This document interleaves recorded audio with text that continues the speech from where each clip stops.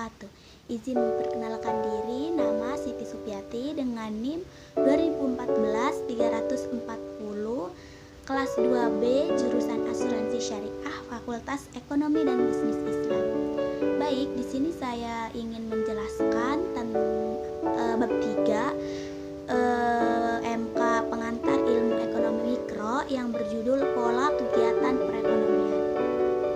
Ekonomi itu dilakukan karena faktor kelangkaan. Misalnya kita memenuhi kebutuhan harga rumah tangga. Misalnya di rumah nggak ada beras, tidak ada beras dan lain-lainnya. Itu adalah suatu aktivitas kelangkaan kegiatan ekonomi karena ekonomi adalah terkait antara barang dan jasa. Kegiatan perekonomian saat ini cukup berkembang sangat pesat, mulai dari kegiatan ekonomi yang dilakukan sampai corak kegiatan. Jadi begitu pesatnya perkembangan pada perekonomian. Demikian juga sistem perekonomian di dunia. Beberapa sistem perekonomian pada saat ini seperti pada sistem ekonomi pasar yang dikombinasikan dengan ekonomi campuran. Ada beberapa negara maju seperti di Amerika dan negara-negara Eropa lainnya. Jadi, sistem ekonomi pasar tentu suatu kegiatan perekonomian dengan sebebas-bebasnya antara supply dan demand.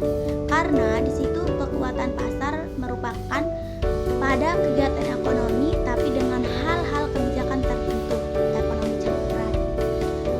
Penting bagi kita mempelajari sistem pola kegiatan perekonomian di negara-negara Eropa. Saat ini pun pola kegiatan perekonomian sangat berkembang dengan pesat.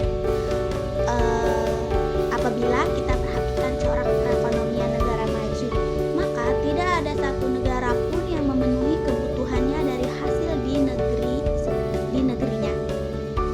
Setiap negeri menghasilkan produk yang dihasilkan dengan efisien.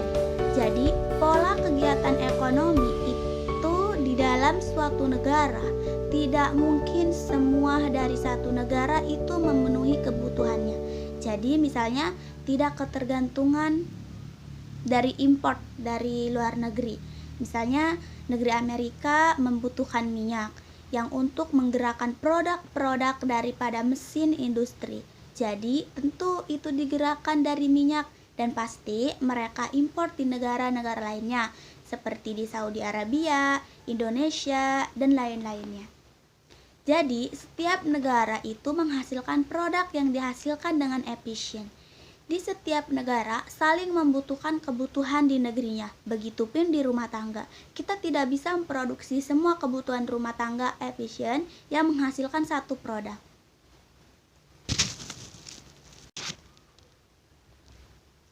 Sistem perekonomian secara garis besar, sistem ini dibagi menjadi 3.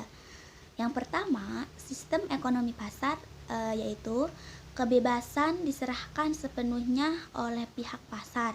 Jadi, harga maupun kualitas produksi semakin tinggi kualitasnya, kemudian semakin rendah harganya, maka mungkin barangkali itu akan banyak diminati. Akhirnya dibebaskan sepenuhnya pada pasar antara penawaran dan permintaan, supply dan demand. Perekonomian yang kegiatan dalam perekonomian sepenuhnya dikendalikan oleh interaksi pasar. Yang kita kenal interaksi pasar adalah penjual dan pembeli, produsen dan konsumen. Dalam perekonomian ini, harga dan permintaan sepenuhnya ditentukan oleh pihak pasar.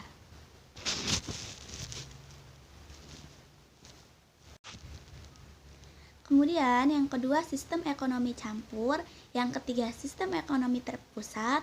Jadi ada ikut campur tangan pemerintah dalam kegiatan ekonomi pasar di sini. Kemudian sistem perekonomian terencana adalah sistem perekonomian yang kemudian seluruh kegiatannya diatur oleh pemerintah melalui perencanaan yang terpusat. Barangkali kalau kita beli sampo, jadi seluruh kegiatan ekonominya diatur pemerintah, baik itu produk, barang atau jasa. Sebagian besar negara di dunia ini menggunakan dan mempraktekkan sistem ekonomi campuran, yaitu sistem ekonomi pasar yang disertai dengan campur tangan pemerintah dalam bidang-bidang yang dianggap penting. Misalnya mengatur tentang bagaimana kebutuhan sembako, kebutuhan pokok. Jadi selama ini ada kebutuhan yang memang harus dilindungi bukan karena kebebasan harga di pasar, tetapi harus dilindungi bahkan tidak menutup kemungkinan bahwa pemerintah memberi subsidi pada harga. Lalu kemudian perekonomian di dunia ini mengalami perubahan yang sangat drastis dalam 2 abad terakhir setelah Perang Kedua di dunia. Dari negara yang sedang berkembang mempraktekkan sistem ekonomi campuran ini. Nampak jelas campur tangan pemerintah dalam setiap kebijakan yang diambil dalam perekonomian. Misalnya pemerintah mempraktek harga sembako. Jika harga sembako tinggi, bisa saja pemerintah mensubsidi harga tersebut.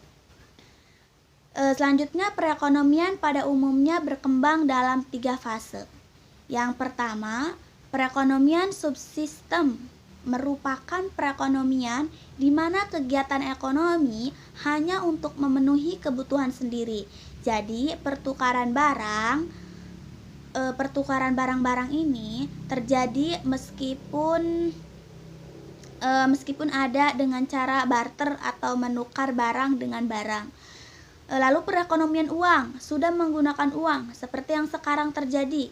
Jadi bisa berjalan jika tidak terdapat barang yang diperjualkan di pasar. Gimana pihak yang membutuhkan barang dapat menukarkan dengan sejumlah yang ia milikinya. Dengan adanya uang, produksi barang dan jasa akan terwujud. Adanya spesialisasi menjadi salah satu ciri perekonomian modern. Spesialisasi akan semakin tinggi jika perekonomian semakin modern. Bahkan sekarang berkembangnya bukan uang, tetapi berbentuk kartu. Jadi spesialisasi diperlukan dalam perekonomian karena beberapa hal sebagai tersebut ya. Pertama itu mempertinggi efisien. Penggunaan faktor produksi dengan adanya spesialisasi seorang pekerja akan diperkerjakan dengan sesuai keahliannya. Selanjutnya, mempertinggi efisien produksi. Spesialisasi akan menghasilkan skala ekonomi yang tinggi. Skala ekonomi ini adalah kondisi yang tercapai dalam efisien. Produksi yang tinggi, skala ekonomi akan tercapai pada saat peningkatan produksi yang mana menghasilkan biaya pada yang lebih rendah. Selanjutnya, mendorong perkembangan teknologi. Perkembangan teknologi spesialisasi memperluas pemasaran barang hasil produksi untuk jenis dan kondisi tertentu. Jadi jumlah barang harus ditambah dengan cepat sehingga jumlah produksi harus ditingkatkan lebih cepat. Untuk memenuhi pelaku produksi harus menggunakan teknologi yang tinggi. Yang memiliki produksi teknologi yang produktivitasnya lebih tinggi dari sebelumnya. Secara umum, bahwa 3 pelaku kegiatan ekonomi dalam suatu perekonomian yaitu sektor yang pertama sektor rumah tangga, pemilik faktor produksi yang tersedia dalam perekonomian. Yang kedua sektor perusahaan sebagai balas jasa atau penggunaan faktor produksi, sebuah organisasi atau badan hukum yang digunakan oleh seseorang atau kelompok untuk menghasilkan barang dan jasa. Yang ketiga sektor pemerintah, badan untuk pemerintah yang bertugas mengatur kegiatan ekonomi yang termasuk departemen pemerintah. Kegiatan pemerintah untuk membangun infrastruktur tentu terkait dengan pajak. Dan pajak ini adalah suatu penghasilan pemerintah yang paling dominan. Jadi dari rakyat untuk rakyat. Sirkulasi aliran pendapatan barang itu suatu visualisasi gambarannya dari kegiatan ekonomi yang menerangkan bagaimana aliran uang dan barang bersirkulasi dari siapa dan kepada pelaku ekonomi. Dalam perekonomian terdiri dari rumah tangga, kemudian perusahaan, pemerintah, Nah, firma di sini adalah penggunaan faktor produksi untuk kegiatan industri pemerintah, melakukan kegiatan konsumen, dan sektor luar negeri yang melakukan kegiatan ekspor dan impor. Mungkin cukup sekian dari saya. Kurang dan lebihnya mohon maaf. Wabillahi taufik walhidayah. Wassalamualaikum warahmatullahi wabarakatuh.